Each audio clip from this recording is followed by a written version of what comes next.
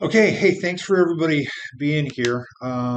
Different times, and so I, I really want to make this a mastermind on what is working and what we need to do. I want to focus on RPR, not because it's the best tool out there, but it's probably one of the tools that is used the least when I talk to agents.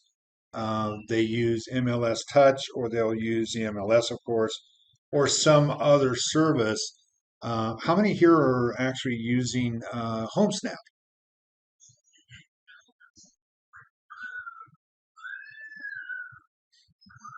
That's what I kind of thought. So I've been using HomeSnap. In fact, I bounce back between HomeSnap and RPR. I find that there's some good tools in both. Today, I just want to focus on RPR though. It is a free service provided by all realtors through National Association of Realtors. It's I don't know if you've noticed when you're viewing listings and stuff, there is a tab on each listing where you can go to RPR, and when you do that, it opens up the listing and it's Realtors Property Resources is the official name. If you But since it is a single sign in through MLS and we can't get to it right now, I want to give you the website so you can go to it directly. And it's narpr.com. It does show on the screen. Can everybody see my screen? And it's showing the RPR. Yes. Okay. Um, Let me got a few more to admit here. So when you get to RPR, it should open up in this page. Now I'm gonna go from maybe the most basic, and I'll take you to actually doing a CMA or pulling up tax records. But the first thing I want to do is I want to give me a town that they're searching for homes in. Yep. Dave, um, I don't know if this is my problem or everybody has the same situation. I am seeing just half of your screen.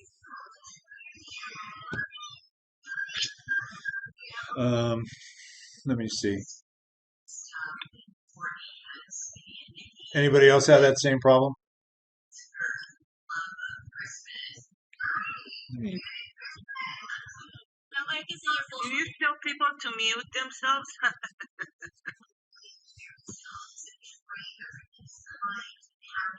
Yeah, can everybody mute themselves, please? Um,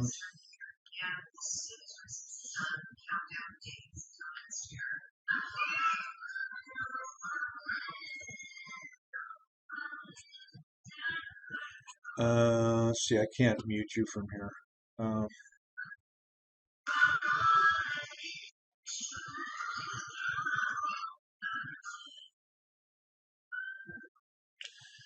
Is that better on the screen?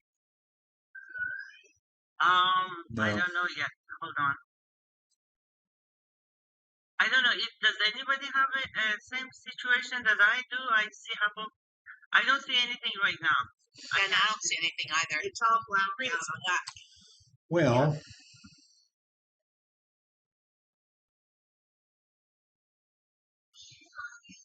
Okay, we're back to the same thing. so when you say you're seeing just half my screen, is it just the top? Do you see the on the menu where it says home, reports, and my work across the very Yeah, top?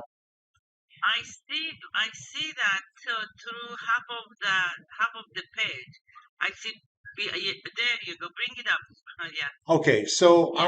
I want to focus at just the top on the top part of the screen. I'll open up everything else, but I want to just get started with. I don't know if this is the basics or not. Um, so if I wanted to search an area, let's go to Clovis. Well, yeah, let's go to Fresno. I did Clovis earlier, and I have the 93720 zip code.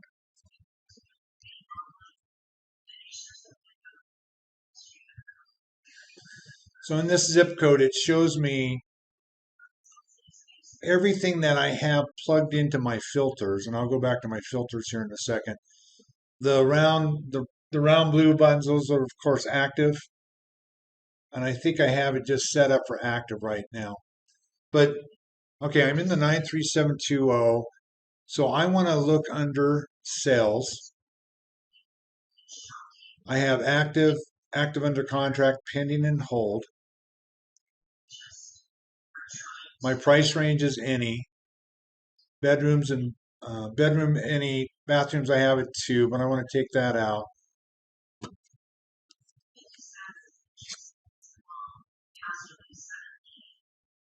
Get out of here.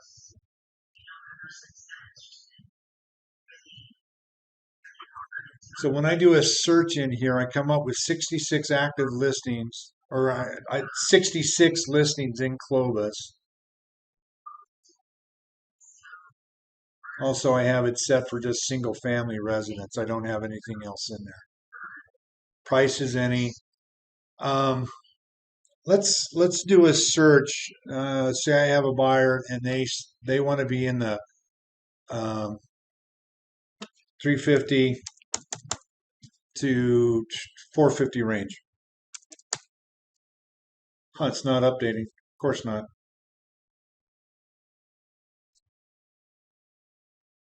Technology will always fail when you have an audience.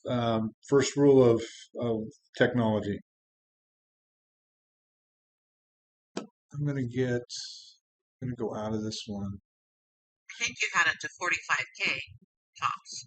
Oh, did I? Oh, well, there you go. But yeah, it was showing everything now. Let me start over here.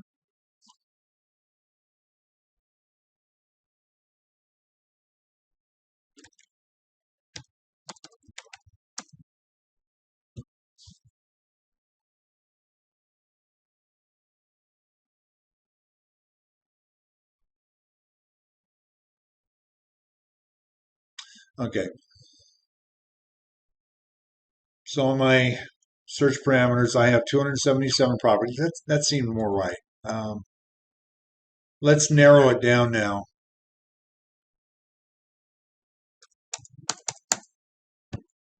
Hello. Hi. Hi. Oh, I'm sorry, we've got some people wanting. Title, but then I was reading through all the documents, just double checking everything. And I see on here we might need to, I don't know if we need to do like an amendment or whatever, Can I have everybody mute, please? because on the inspection notice it says the work needs to be completed prior to the close of escrow.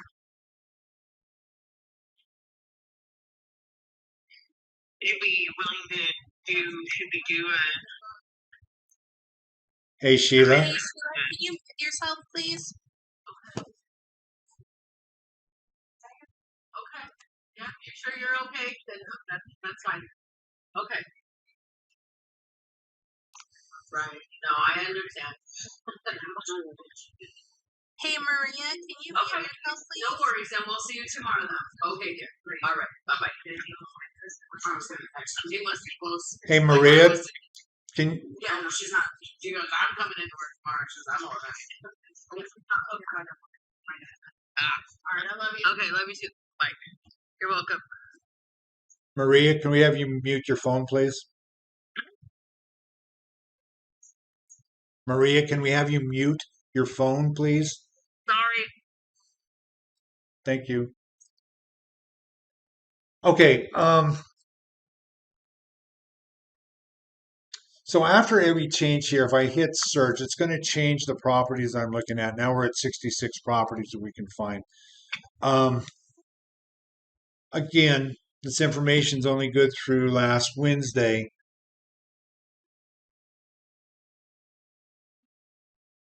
I'm going to just click on one of them here. So if I click on a house and then view full details of it, I'm going to come up with the tax records on it. So I use this printout in my compliance folder. It gives me both the CMA. It also gives me tax records, and it should have owner's name, first, last, whether it's in a trust or anything, will be right here. It gives me zoning, gives me um, school. It even gives me the price estimate value, so the list price to the estimate value. And I want to explain real quickly what how RPR um, assesses or gives their estimate. It's different than Zillow's estimate. We don't know the entire system that Zillow uses, nor do we know what RPR uses, but they claim that they use 5 different methods for coming up with a price. So if you see all 5 of them starred, then RPR is saying they're very confident in their price estimation. And I would say that if the home is in a subdivision or if it's in town and there's other homes that are similar age and stuff, that their estimation is not bad. And so when I see this that okay, they're $16,000 apart, RPR like Zillow doesn't know everything. They don't know the extent that the upgrades have been made. They don't know everything that we will know when we actually do a visual tour of the house. And what I have found is that um, it gives me a good place to start. And if my numbers are way high or way low, at least it's given me kind of a warning sign. Hey, maybe you need to go check something you did. Not that RPR can't be wrong, but at least it gives you a good start to go with. Do um, Since we're in this house, so I have it pulled up. I'm going to do a very brief CMA on this house. Okay, just by quick shout out. Who uses RPR for their CMAs? Amy, I know you do. Does anybody else feel use RPR I almost? do Who's that? all the time. Nahid? This Okay. is Nahid. I do that all the time. Okay. So when I get into it, if you see something that I'm doing that you feel there's a better way, stop me. Okay. I in no way am I going to raise my hand and say I'm the um, only expert on here. I'm not. I just use it enough to where I'm pretty familiar with it. So I'm going to go into the tab CMA.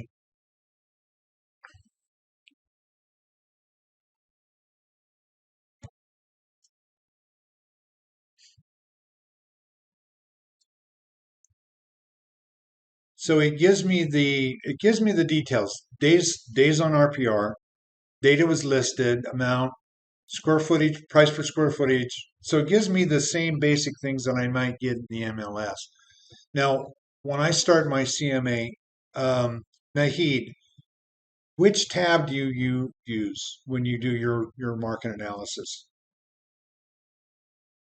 Um, what do you mean? Which tab do I So use? I have 2 tabs here. I have comparative analysis, or I have sales comparison. Hello? Hi. So are you hearing me, Nahid? So on the screen, I'm showing you that there's 2 different choices. There's comparative analysis or sales comparison. Do you remember which one you use?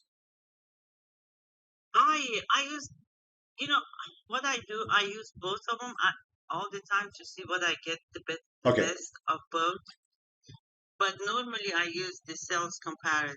Okay. So it'll even tell you what the difference is. Now, they both allow me to make adjustments. So when I'm comparing 2 properties together, I can, in the comparative analysis, well, let me just show you. In the comparative analysis,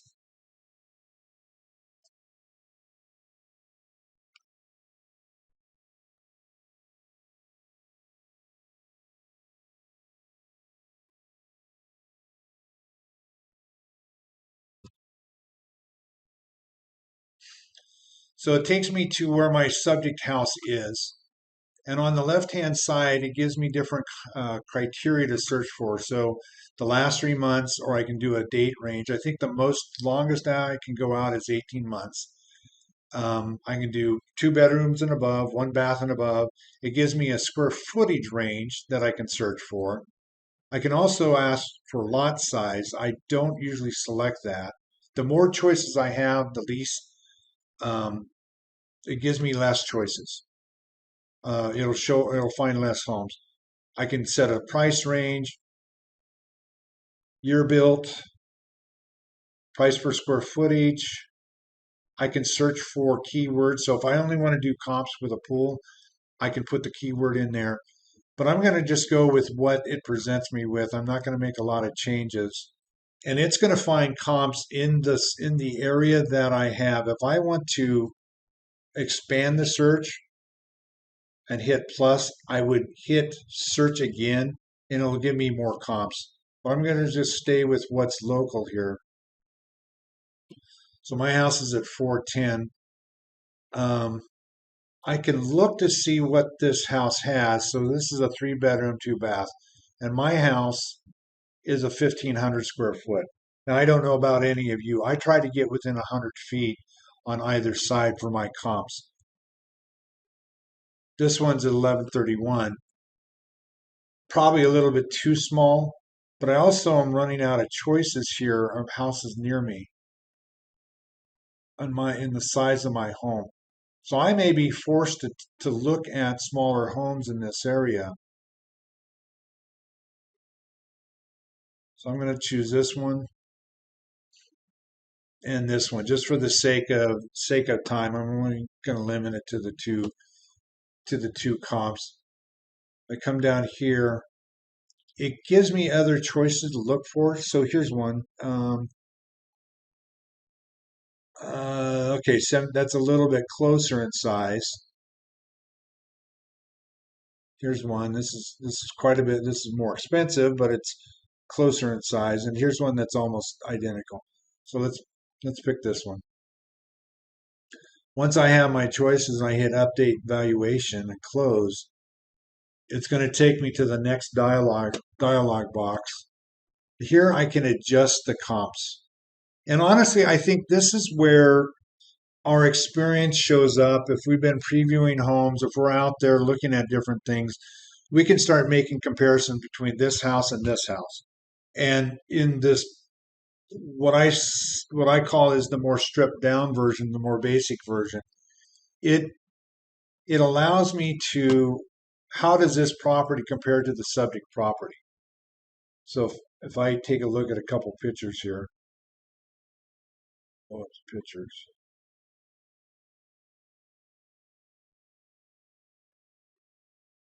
Okay, it looks like it hasn't really been updated. The pictures aren't real clear here.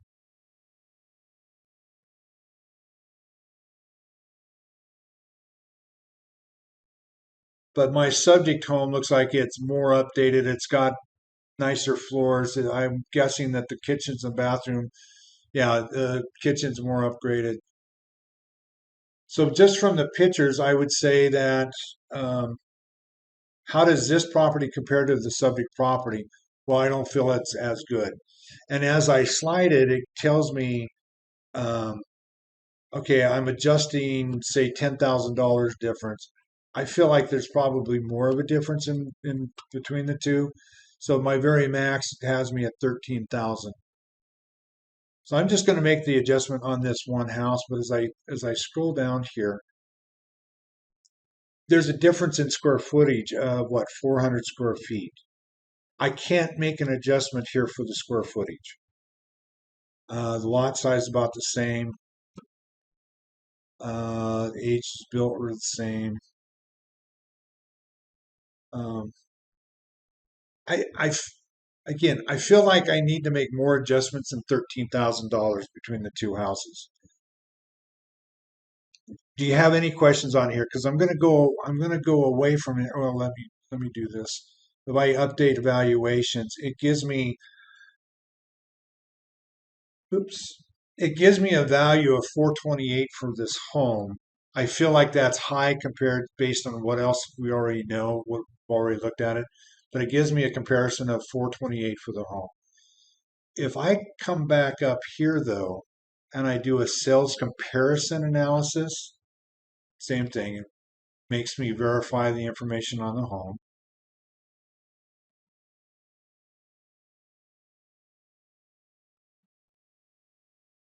It's now going to ask me, do I want to use the same comps as I used before? So yes. So I'm going to go back in and adjust the comps here, and you'll see the difference on what I can do with this compared to the or to the other method. So I can make an adjustment up here, just kind of a guesstimate, or I can go into details on different components. So here's an example. My house has 1.5 baths. This house has 2.5 baths. Going through a number of appraisals, I'm usually finding that an appraiser will give me about $500 to $7,500 difference on a bathroom. So if a house has an extra bathroom, he's adjusting it or she's adjusting it about $500 to $7,500. So in this case, I'm going to adjust it $5,000, and how I adjust it is I subtract that amount from the house that is my comparison, and that adjusts the price that I'm looking at of my subject home. Square footage. I would love to hear somebody else's opinion on how they adjust. So this is a 400 square foot difference in the homes. How do most of you adjust for that price uh, on square footage? No wrong answers, by the way. Anyone? Amy, I'm going to pick on you. How you go? I don't have an answer. I'm just trying to get my phone turned on, and then I'll think about it. Okay. Anybody want to take So us? you asked how to adjust for. I'm sorry, I didn't. What are you looking? What are we adjusting? So I have a house that's 450 square feet smaller than my subject house. How do I adjust that 450 square feet? In terms of, or in this BPO or this CMA? Yeah.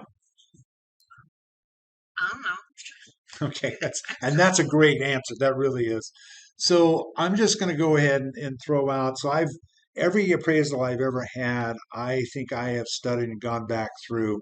And what I have found on square footage differences, most appraisers try to avoid a home that's a lot different. They may stay within 300 square feet, but there's a couple different ways that they value that. I had one appraiser who was adamant that they were a 1% of their purchase price is their square footage adjustment. So if it's a $300,000 house that they're appraising, they will allow $30 a square foot for that difference. So that 450 square feet would be what, 12, 1350, $13,500 difference for the square footage adjustment.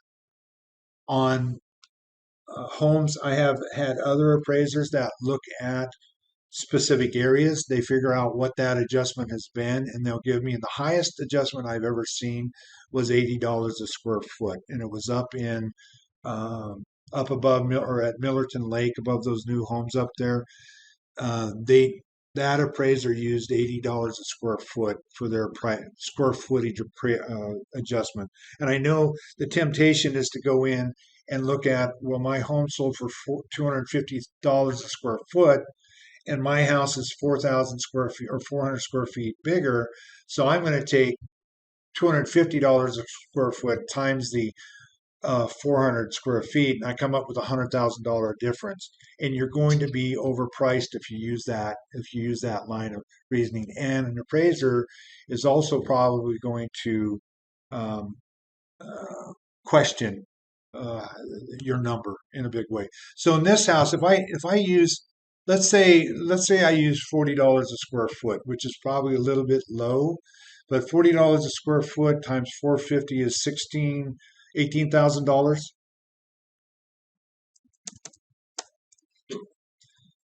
So I would add $18,000 to the smaller home to adjust the price for my subject home.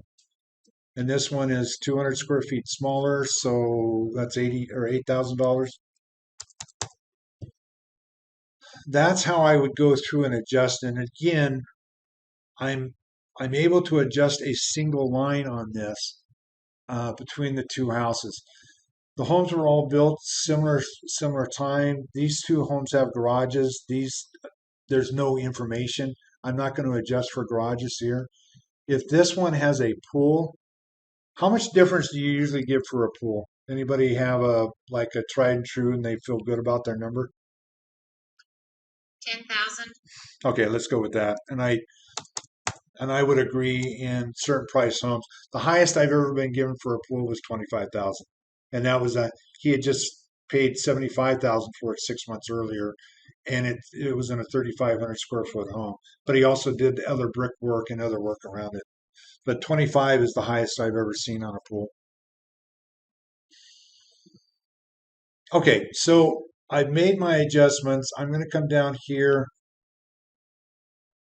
So here's another cool thing. So it weighs each listing, each comp by itself. I can adjust this. If I have one house that is the best comp, let me get up here. Sorry, there's a quicker way to do this.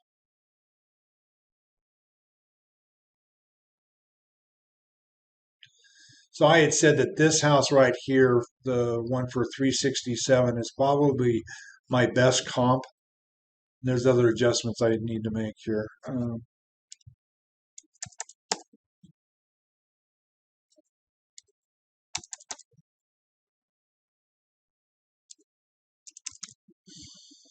Square footage is close. Again, if I feel like I have one house that is the very best comp, I can come in here and edit this and say I want to make this one 30%. So I'll have to diminish these other homes.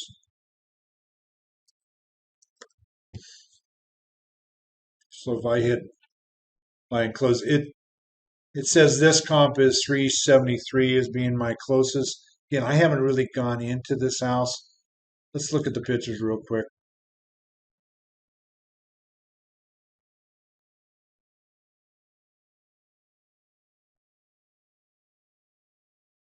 Okay, this is a nice home. So my subject house, if it is being compared to this house, then maybe my price is too high. What was it listed? 400, 406 or 410, I'm sorry.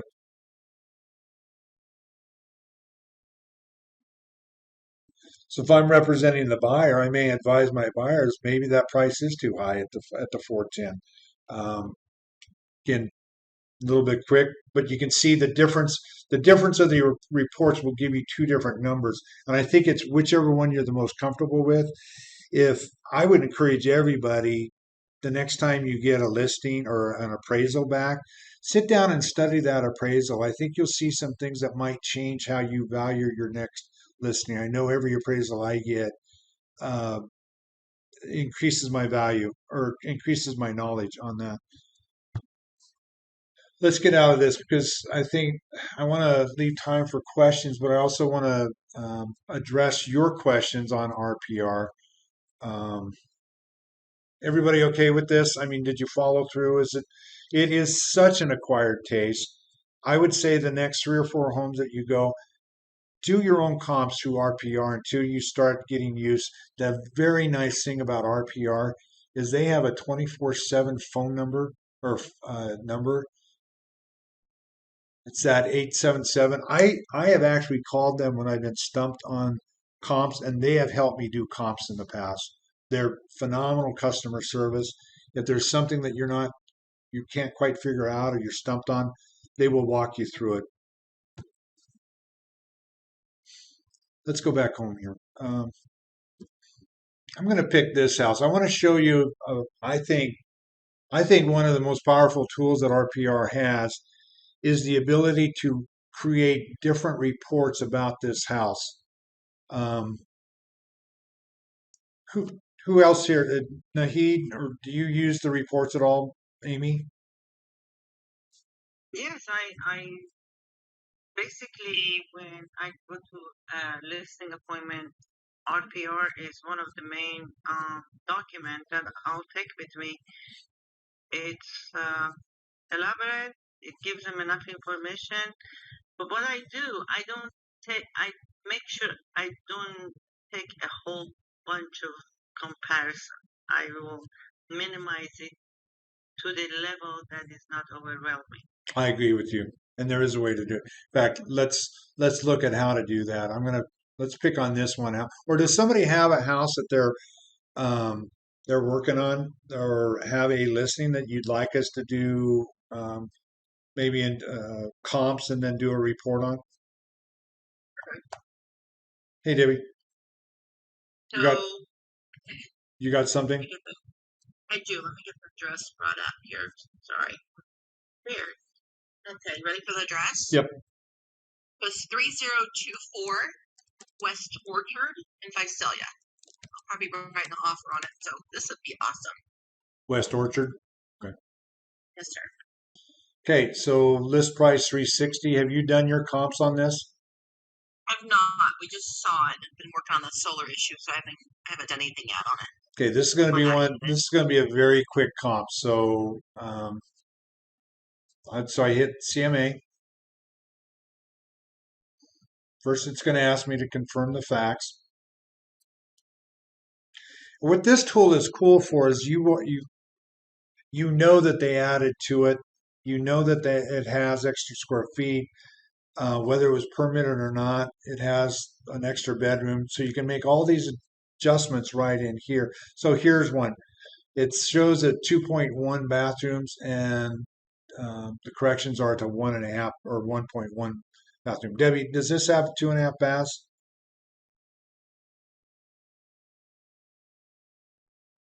I'm thinking, sorry.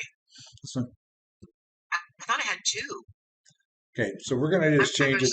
Okay, we're just going to change it to 2. It'll pick that up in our report. Now I'm going to go and find comps on this house.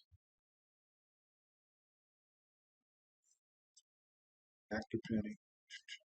Last 3 months. How many square feet was it? Oh, it was 16 something. I'm gonna lost without my MLS right now. I'm gonna bring this down to 19 and up to say 13. Okay. I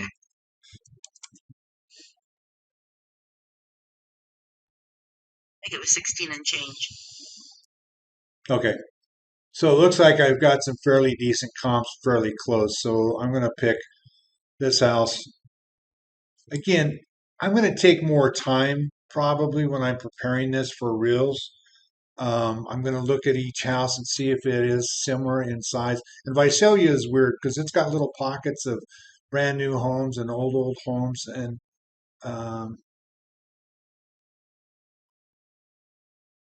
okay,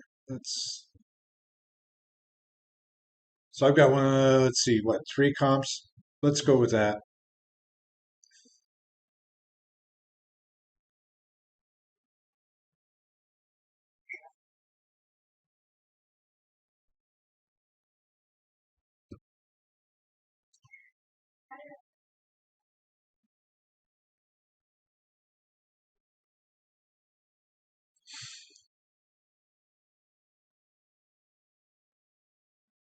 Okay.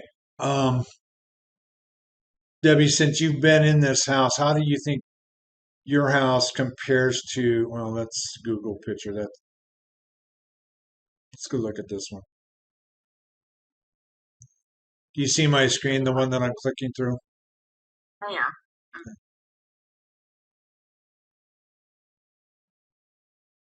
So far, how do you think your house and that house compare? I think good. I don't know if that one has a pool. Ours has a pool. Okay, let's take a look. So let's say they are similar. This is kind of maybe a test question. I don't know. What is more important, bedrooms or square footage? For this man, both square footage. Okay, because to an appraiser, they're equally important. Understanding that the difference between a bedroom and a not a bedroom is some sheetrock. It's not a big cost to add a bedroom to a house. It is a big cost to add square footage. But if all the other homes in the area are 4-bedroom homes and yours is the only 3-bedroom, that does matter. Appraiser will ding you for the bedroom. But if they're all equally across the board, I had a 3-bedroom house in the neighborhood of all 2-bedroom houses, but the square footage was similar. He said, there is no value to that.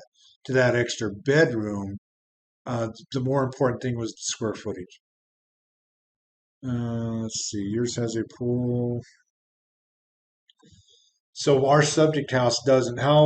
What kind of adjustment would you make on a pool versus not a pool? Is it a very nice pool? Yeah, it's nice. So let's go It's to a standard kind of pool. $12,000. So in this case, I'm going to add a pool to this house to bring them up to the same quality or same conditions of home.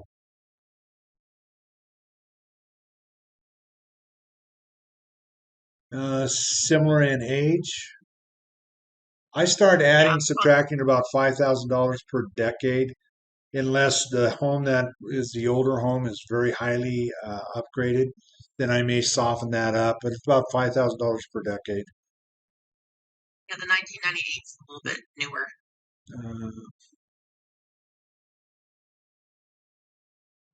Oh, you're right. I'm comparing the wrong home. You're right.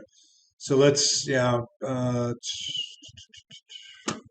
So in this case, I'm going to subtract 10,005 for each decade.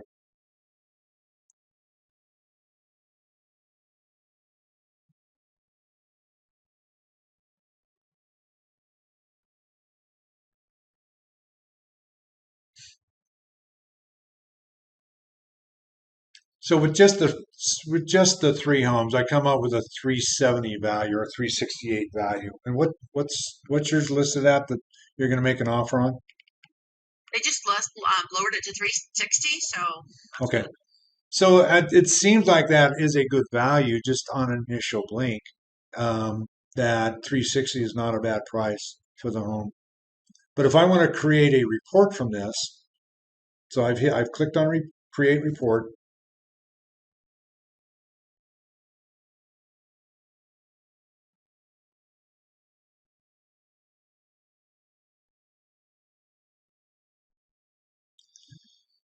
What, Debbie, what report do you usually, or are you looking to create, or Nahid or Amy, what report do you rely on the most when you're creating reports?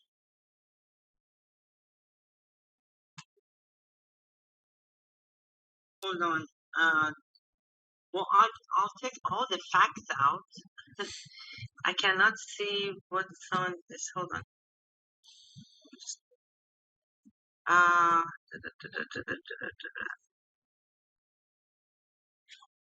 So what I look at seller's report. seller's report? I don't look at, yeah, seller's report. Definitely, yeah. Okay. So I'm going to open up seller's report, and now I'm going to start getting rid of some pages because otherwise this report could be 81 pages long. You got that. Yeah. So if I click on the little the information button, it shows me what that report looks like and what might be on there. So this summary property summary will have all this information on it, and it's basically a one sheet. So um, yeah, I can leave that in. What I take out is the home facts. Home facts. Uh, the extended the ARP livability index um, really adds a lot of pages just in the home facts thing because it also gives me home facts on my comps. So for every comp I have, it has layers and layers of pages behind that. The refined value is going to show me the improvements that I made on this. It's going to show me how it compares in the neighborhood and stuff. And again, if I haven't done a lot of work on this, if I don't feel confident, I might remove that from my report. Historical photos I don't need. Property history don't need. Sales and financing activity, again, I may take that out. Nahid, what do you leave in, or am I taking out more than you take out?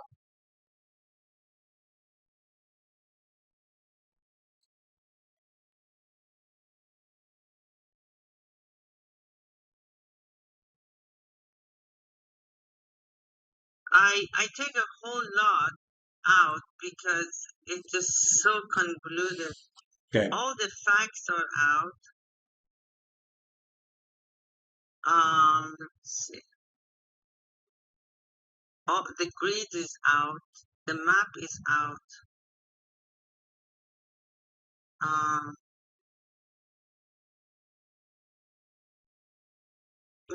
are you keeping the map out on the top? Oh, okay, the map. Um, I may have jumped down further than you. Uh,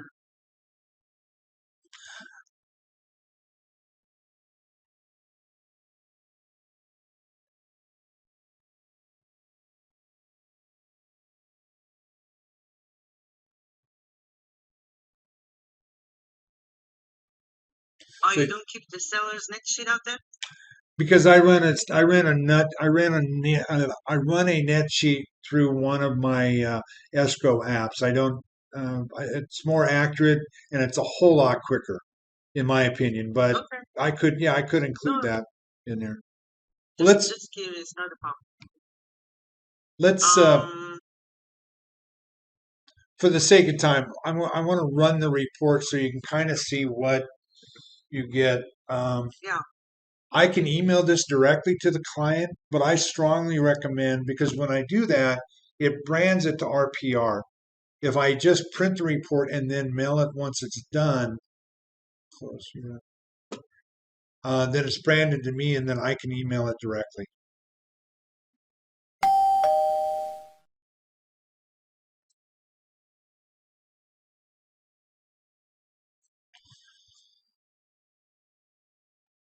So I took this from 81 pages down to 11. So it brands you. Make sure that you have your picture and your company name and everything in there. It'll brand it to you. So here's the list price. Here's the estimated value. Again, I think it represents this is a good purchase. It gives you some photos, interior photos. It tells you a little bit about the market, what's been going on, the average days on market, the sales volume. This is probably a chart that if I took time, I would probably take out, but it's a comparison of how many homes are selling in how many days. It's good information, but I don't know if it's necessary that I'm going to flood my buyer with. These are comparable sales in the area, showing the highs and lows. So not a bad. So in the MLS, we have a stat or a stat page that we can go to. So this is similar to what that stat page is in the MLS. And here's a breakdown of the different homes that we're comparing our home to. And it gives you, again, it gives you a breakdown of price per square foot. This is actually not a bad chart, and I think it's pretty helpful.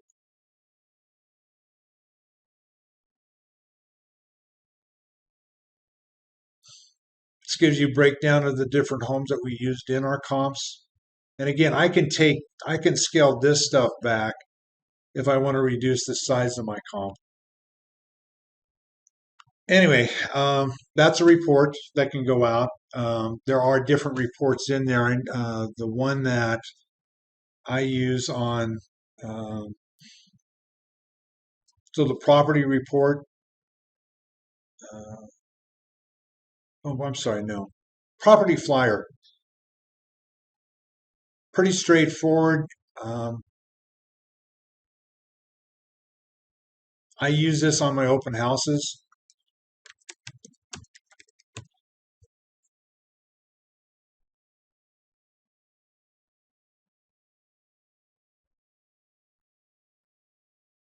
Oh,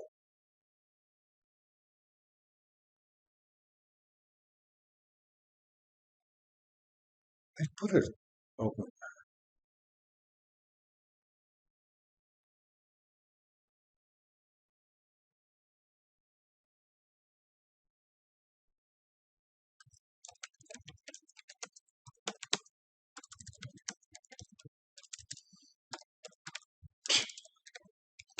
Can't spell in front of a room full of people.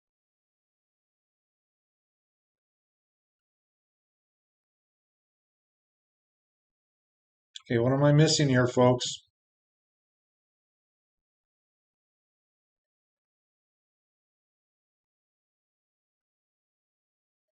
Oh,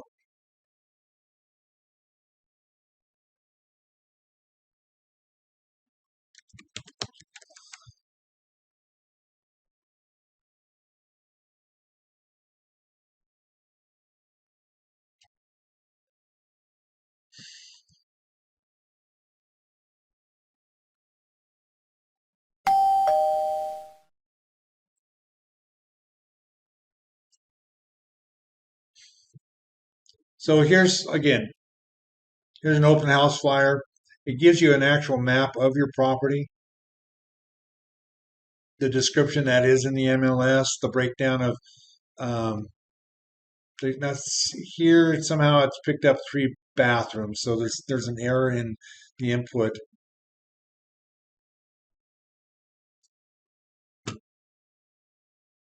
But again, quick and I think attractive open house flyer, and with some glitches. So apologize for the quickness and not making it precise, but those are easy to fix if you go back into the report.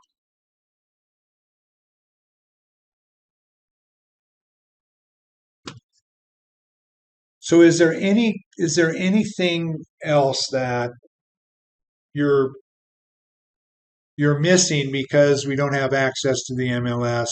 Yeah, Maria.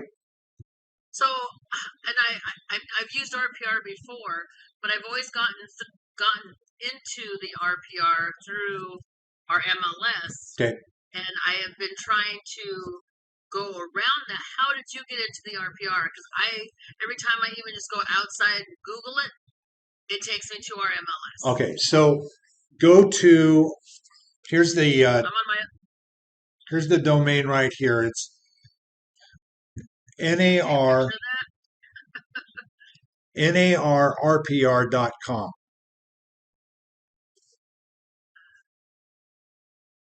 Like I couldn't figure it out for the life of me. I'm like, what is going on? Okay, You thank go, you. so it's Maria. It's going to ask you for I forget what the credentials, your password. You may, if you haven't been in it before. Well, no, it's going to ask you for the credentials that you have in the MLS. So, well, let's just. Probably my nerds. You'll need your nerds. Can you see my Okay, screen? I'm opening a brand new. Let me share I this. I can see your website Got it. Okay. It may just take me right in since I've already. Yeah. since you already signed in. So let me Okay. log out.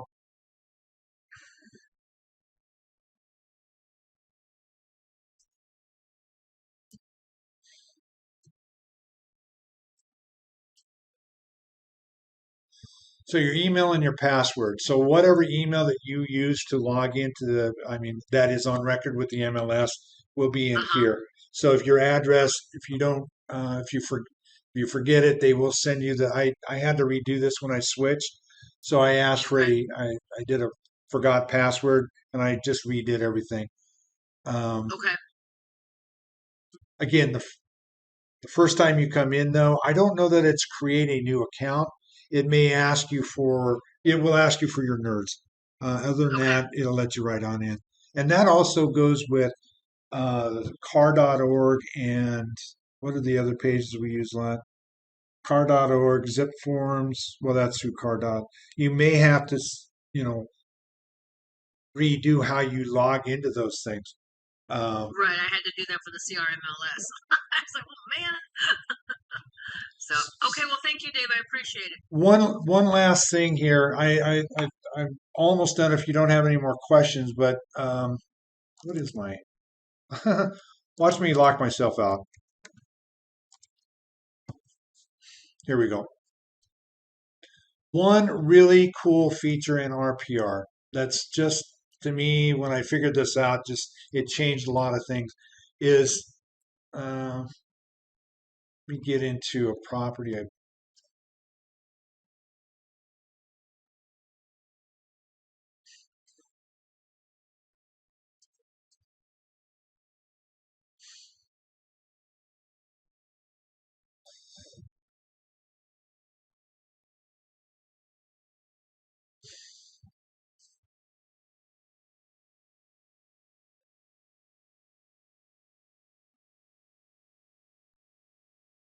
see if they've moved it on me here, is I can start the transaction right in RPR.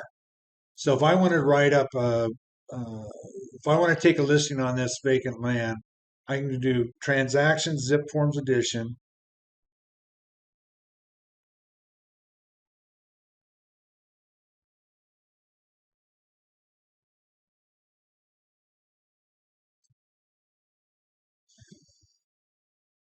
Start a new zip forms. It's a listing.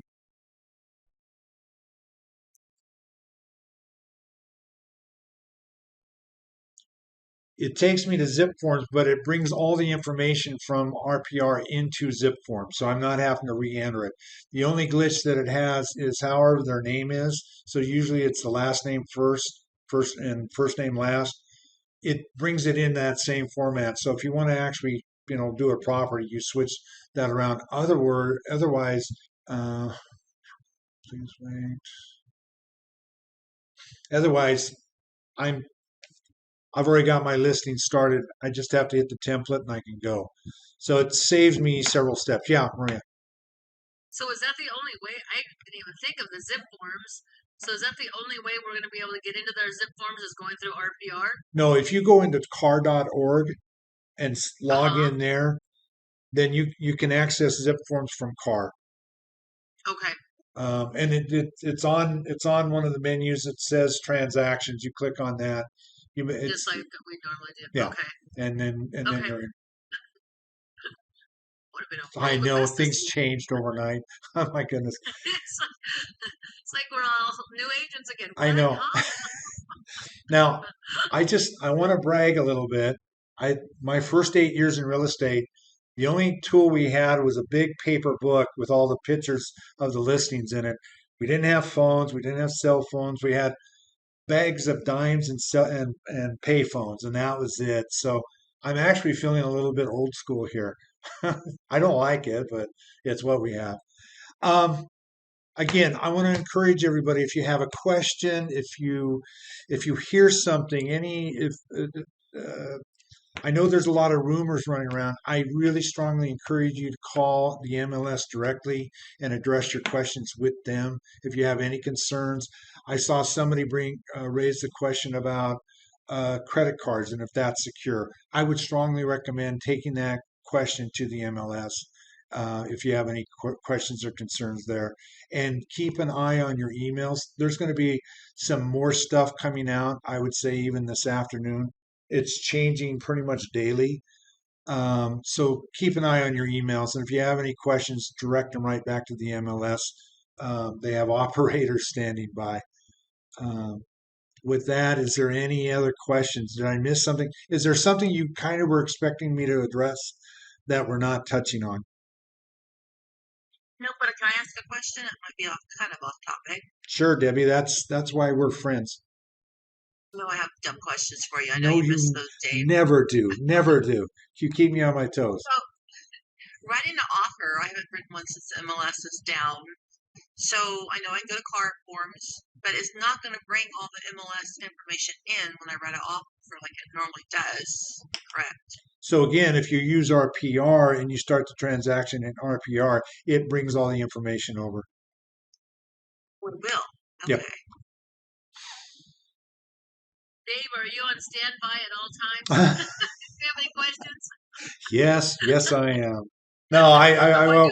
I I'll put will. you on number one speed dial. I welcome your calls by all means, please. It's not a it's I welcome it. I think we need to get through this together, and yeah, there's going to be even more questions, more challenges coming at us. But I think if we just cooperate and you know, Don's again, I want to share Don Scordino's story. He met with a newer agent this weekend.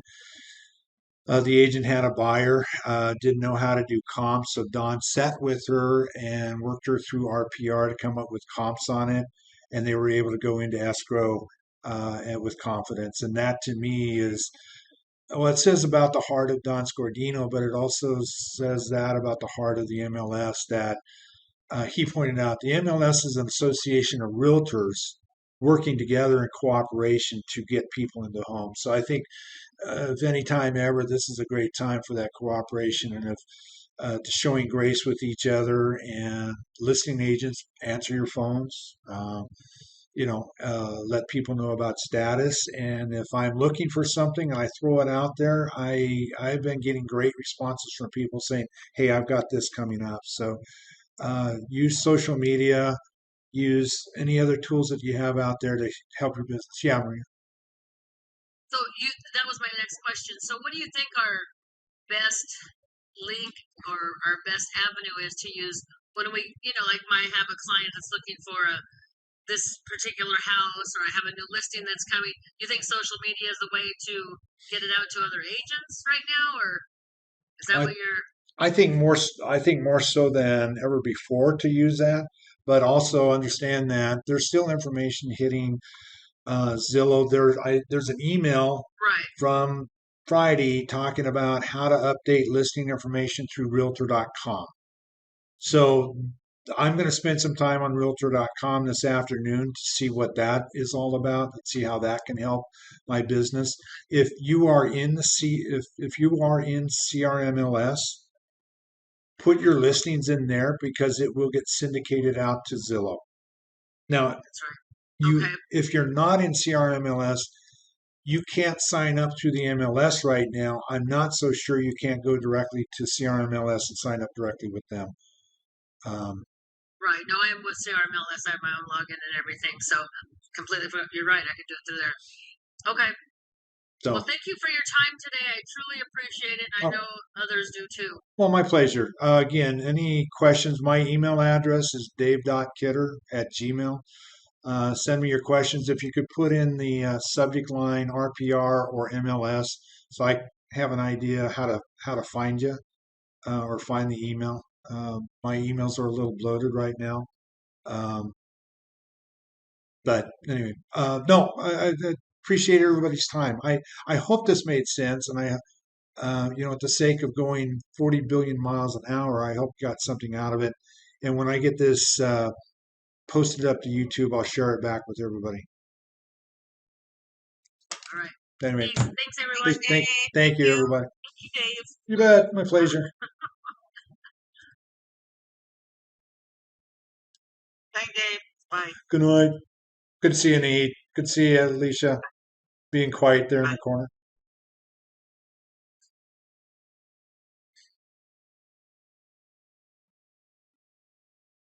I can't end my own meeting. Oh no. Oh no. There we are. Goodbye, everyone. Thanks.